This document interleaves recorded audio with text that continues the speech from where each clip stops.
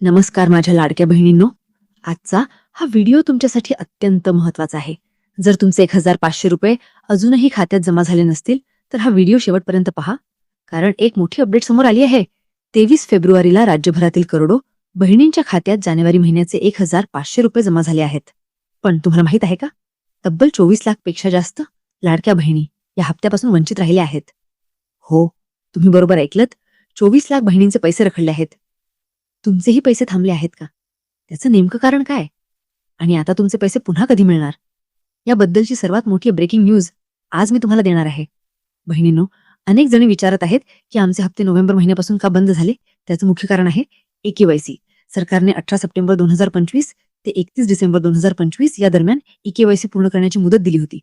पण त्या काळात काय झालं? पोर्टल नीट चालत नव्हतं, सर्व्हर डाऊन होता, अनेक बहिणींना OTP येत नव्हता, मोबाईल नंबर लिंक नसल्यामुळे अनेकींची प्रोसेस अर्धवट राहिली.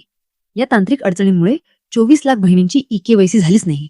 आणि नियम असा आहे की ज्यांची EKYC पूर्ण नाही त्यांचे हप्ते सरकारकडून थांबवण्यात आले आहेत.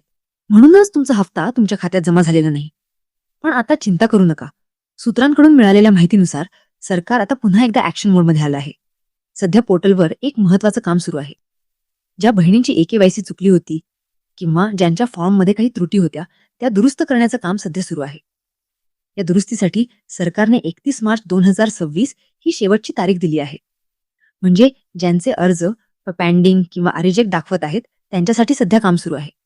आता सर्वात महत्वाची बातमी, ज्या बहिणींची EKYC पूर्णपणे राहिलेली आहे, ज्यांनी अजून एकदाही केली नाही, त्यांच्यासाठी पोर्टल पुन्हा कधी सुरू होणार? तर लक्ष देऊन ऐका. 31 मार्चला दुरुस्तीची प्रक्रिया संपल्यानंतर एप्रिल महिन्यात पोर्टल पुन्हा एकदा खास तुमच्यासाठी उघडलं जाणार आहे. हो, एप्रिल महिन्यात ज्यांची EKYC राहिली आहे त्यांना ती पूर्ण करण्याची संधी मिळणार आहे. आणि एकदा का तुमची EKYC यशस्वी झाली की तुमचे रखडलेले सर्व हप्ते एकाच वेळी तुमच्या खात्यात जमा होऊ शकतात.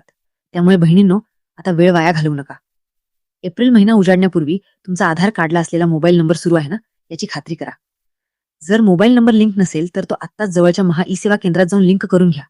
हा व्हिडिओ महाराष्ट्रातील प्रत्येक लाडक्या बहिणीपर्यंत शेअर करा, जेणेकरून कोणाचेही पैसे थांबणार नाहीत. माहिती आवडली असेल तर व्हिडिओला लाईक करा आणि अशाच अपडेटसाठी आपल्या चॅनेलला आत्ताच सबस्क्राईब करा. धन्यवाद. जय महाराष्ट्र.